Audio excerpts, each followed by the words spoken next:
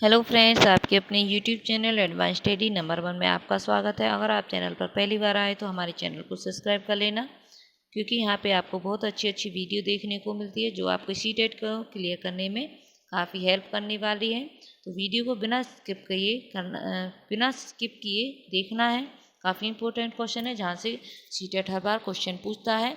तो हमारे चैनल को जल्दी से सब्सक्राइब कर लीजिए अगर आप चैनल पर पहली बार आए तो। अगर आपको किसी प्रकार के नोट चाहिए तो वो भी आपको फ्री यहाँ पे प्रोवाइड कर दिए जाएंगे। आप कमेंट बॉक्स में हमको बता सकते हो। तो फर्स्ट क्वेश्चन स्क्रीन पे आ चुका है, तो आज की क्लास स्टार्ट करते हैं। पढ़ना कौशल में सबसे ज़्यादा महत्वपूर्ण है। तो जो पढ़ना होता है, पढ़ना जो कौशल सीखना होता है वो सबसे ज़्यादा तो फर्स्ट में क्या दिया हो, शब्द वाक्यों को शुद्ध रूप से उच्चारित करना, केवल अक्षर पहचानना, तेज गति से पढ़ना या संदर्भ व अनुसार अर्थ ग्रहण करना। तो इसका सही आंसर क्या होगा? किसी कौशल को, मतलब कि पढ़ना क्या है, जब हम किसी चीज़ को सीखते हैं तो उसका जब हम अर्थ को ग्रहण कर लेते हैं वही हमारा सबसे अच्छा कौशल कहलाता है। तो इसका सही आंसर हो जाएगा डी। आगे देखते हैं, भाषा सीखने में जो त्रुटियां होती है तो वो कौन कौन सी त्रुटियां होती हैं? उन्हें कठोरता से लेना चाहिए, उन्हें जल्दी से दूर कर देना चाहिए, वे बच्चों की त्रुटियों की ओर संकेत करता है, वे सीखने की प्रक्रिया का स्वाभाविक हिस्सा होती है जो समय के अनुसार दूर होने लगती है। तो इसका सही आंसर हो जाएगा डी। जो ये त्रुटियां होती है ये स्वाभाविक होती है और समय के साथ साथ दूर होती चली जाती है। आगे देखते हैं अगला क्वेश्चन। सुलेखा ने पाठ को सीखते हुए जीवन को जिंदगी पढ़ा, तो ये किस बात की ओर संकेत करता है? तो जो सुलेखा है उसने जीवन को जिंदगी पढ़ा है, तो इसका ये किसकी ओर संकेत कर रहा है? तो फर्स्ट में क्या दिया है, उन्हें अक्षरों की पहचान में भ्रम हो रहा है, उन्हें केवल पठन अभ्यास की बहुत आवश्यकता है। तो जहाँ पे केवल वर्ड आ जाता है वो आपका क्या है, नेगेटिव टैग वर्ड होता है, ये तो हो ही नहीं सकता। सुलेखा ध्यान से नहीं पढ़ सकती। या फोर्थ में क्या दिया, वह अक्षर पहचान की वजह अर्थ को समझते हुए पढ़ रही है। तो इसका सही आंसर क्या है, डी है। जहाँ पे भी बच्चा जहाँ पे अर्थ आ जाए या अर्थ को समझ के पढ़ती है तो वही क्या है, आपका सही आंसर हो जाएगा। आगे देखते हैं, बच्चे भाषा सीखने की क्षमता के साथ पैदा होते हैं, मुख्यतः विचार किसका है? तो ये जल्दी से बताइए इसका सही आंसर क्या होगा। जहाँ पे बच्चे जन्मजात की बात की जाए तो वो चौमिस्की से उसका रिलेटेड संबंध होता है। तो जन्मजात जो क्षमताएं होती है इसके बारे में चौमिस्की ने कहा है इसको, तो इसका सही आंसर सी हो जाएगा। आगे चलते हैं, मैंने चाट खाई और फिर मैंने हंसी, शर्मिला का यह भाषा प्रयोग मुख्यतः किस ओर संकेत करता है? व्यापारिक नियमों की जानकारी न होना, नियमों का अति सामान्यकरण, भाषा प्रयोग की असावधानी, भाषा का समझ न होना। तो इसका सही आंसर है कि उसको व्यापारिक जो नियम है उनकी जानकारी नहीं है कि हमें कौन से वर्ड कहाँ पे लगाने हैं। आगे देखते हैं, लिखित कार्य की जांच में बच्चों की सहायता न लेने से क्या होता है?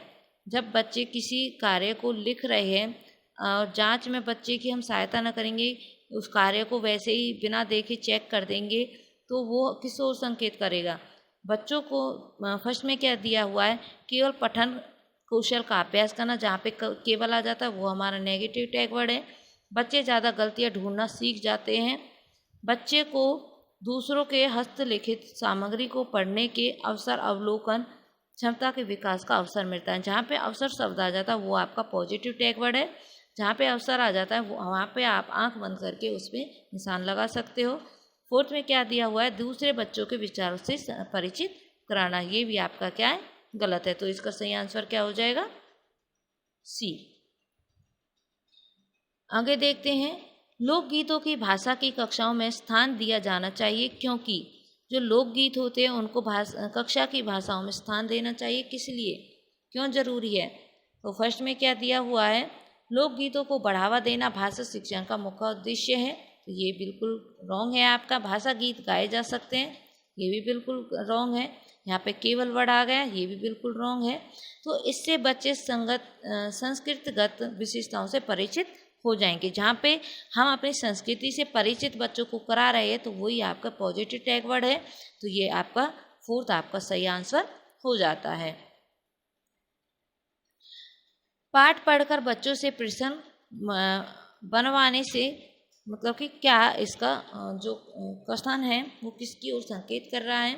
जब बच्चों को पाठ तो हमने पढ़ा दिया, अगर हम उनसे कहेंगे कि जो हमने पाठ पढ़ाया उनसे आप क्वेश्चन खुद से बनाइए, तो ये क्या है, इससे बच्चे को अवसर मिल रही है।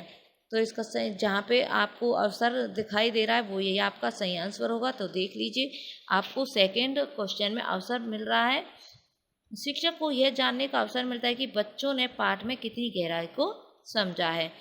तो जहाँ पे अवसर वर्ड आ जाता है वही आपका सही आंसर होता है। तो बी आपका सही आंसर हो गया है। आगे देखते हैं, किसी भाषा कक्षा में कहानी कथन की आवश्यकता के संदर्भ में कौन सा तर्क उचित नहीं है। तो आपको क्या नेगेटिव टैग वर्ड ढूंढना है, तो जल्दी से देख लीजिए।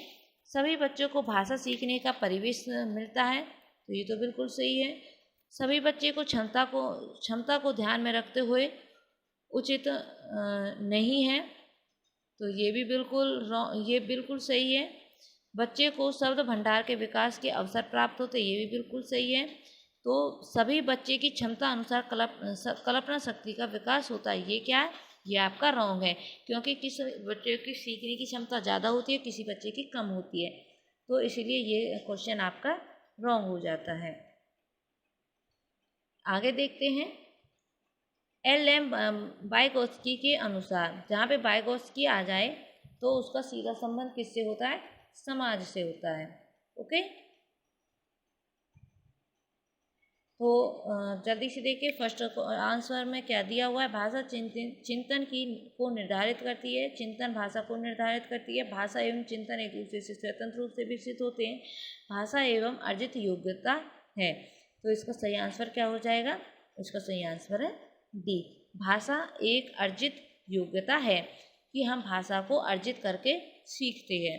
ओके, अर्जित कहाँ पे करते हैं, अर्जित करना क्या होता है, सीखना होता है। तो सीख कर हम भाषा को ग्रहण करते हैं। अगला क्वेश्चन, भाषा शिक्षण के संदर्भ में कौन सा कथन सही नहीं है। भाषा अर्जन की भाषा अधिगम में अंतर होता है। भाषा शिक्षण में केवल, तो आपको पता होगा सही नहीं है, तो नेगेटिव टैग वर्ड है। तो यहाँ पे क्या आ गया, नेगेटिव टैग वर्ड आ गया, केवल नेगेटिव टैग वर्ड है, तो यही आपका सही आंसर हो जाएगा। भाषा शिक्षा में केवल भाषी शुद्धता पर ही अधिक बल दिया जाता है। ओके, तो ये आपका सही आंसर है। आगे देखते हैं, एक बहुभाषित पृष्ठभूमि वाले कक्षा में भाषा सीखने के बारे में कौन सा कथन उचित है। आधिकारिक पुस्तकों का निर्माण किया जाए, भाषा सीखने के व्यवहारिक नियमों का और आधिकारिक प्रयोग होना चाहिए। भाषा परिवेश का निर्माण किया जाना चाहिए ताकि भाषा अर्जन की सहज स्थिति बन सके। बच्चों में भाषा सीखने की क्षमता बलपूर्वक विकसित करनी चाहिए। तो जो देख लेते हैं, आधिकारिक पुस्तकों निर्माण होना चाहिए, तो ये तो आपका रॉन्ग हो जाएगा। भाषा सीखने के व्यवहारिक नियमों, व्याकरणिक नियमों का इसमें कोई स्थान नहीं है। जहाँ पे व्याकरणिक नियम आ जाए वो भी आपका क्या होता है, नेगेटिव टैग वर्ड होता है। भाषा परिवेश का निर्माण किया जाए ताकि भाषा अर्जन को सहज तरीके से सीखा जा सके, तो ये भी आपका क्या है, नेगेटिव टैग वर्ड है। क्योंकि भाषा को परिवेश में निर्माण नहीं किया जा सकता, वो स्कूल में ही सीखी जाती है। बच्चों को भाषा सीखने में क्या है, तो ये क्या है, परिवेश के द्वारा ही भाषा को ग्रहण किया जाता है। ठीक है, तो यही आपका क्या हो जाता है, सही आंसर हो जाता है। जहाँ पे बलपूर्वक आपको भाषा को सिखा रहे वो क्या आपका नेगेटिव टैग वर्ड हो जाता है। ठीक है, तो यही आपका सही आंसर है। आगे देखते हैं अगला क्वेश्चन, स्वीलिन विकास में बच्चा क्या करता है। तो अपने हाथ पैर हिलाने में कठिनाई का अनुभव करता है, सामाजिक अंतःक्रिया और संप्रेषण में कठिनाई अनुभव करता है, अक्सर खाने से मना कर देता है, अपने ही कार्य में लीन रहता है। तो इसका सही आंसर है वो है बी, सामाजिक अंतःक्रिया और संप्रेषण में कठिनाई का अनुभव करता है। वो क्या कहलाता है? श्विलिन विकार कहलाता है कि बच्चे किसी से अंत कनेक्टेड नहीं हो पा रहे, किसी से अपनी बात नहीं कह पा रहे हैं। अगला क्वेश्चन, भाषा शिक्षण का संप्रेषण परक उपागम है। तो संप्रेषण के बारे में कहा है कि हम अपनी बातों को किसी के कारण दूसरों के सामने कर सकते हैं। तो भाषा के प्रयोग से ही हम अपनी बात को कर सकते हैं। तो इसका सही आंसर क्या हो जाएगा? बी, संदर्भ में भाषा प्रयोग की कुशलता पर बल देना। कि अगर हम भाषा को अच्छी तरह से अपन प्रयोग करना जान चुके हैं तो हम किसी के साथ भी संप्रेषण अच्छी तरह से कर पाएंगे। संप्रेषण का अर्थ है किसी से बातचीत करना। अगला क्वेश्चन देखते हैं, भाषा शिक्षण की कौन सी विधि मातृभाषा को मध्यस्थ बनाए बिना दूसरी भाषा को सीखने पर बल देती है? तो इसका सही आंसर क्या होगा? जो प्रत्यक्ष विधि है उसके द्वारा क्या होते हैं, हम मध्यस्थ बनाए बिना, किसी की भाषा को मध्यस्थ बनाए बिना दूसरे की भाषा को सीख लेते हैं। प्रत्यक्ष के द्वारा ही हम उसको सीख पाते हैं। तो इसका सही आंसर है 4। तो आज की क्लास आपको कैसी लगी कमेंट बॉक्स में ज़रूर बताना। आज की क्लास यहीं पे समाप्त करते हैं। अगर आपको किसी प्रकार की जानकारी लेनी है जॉब से रिलेटेड, वैकेंसी से रिलेटेड, तो आप हमको बता सकते हैं। आपको इस चैनल पर सभी प्रकार की जानकारी मिल जाएंगी। तो बस आज के लिए इतना ही। नेक्स्ट वीडियो में फिर मिलते हैं। जय हिंद।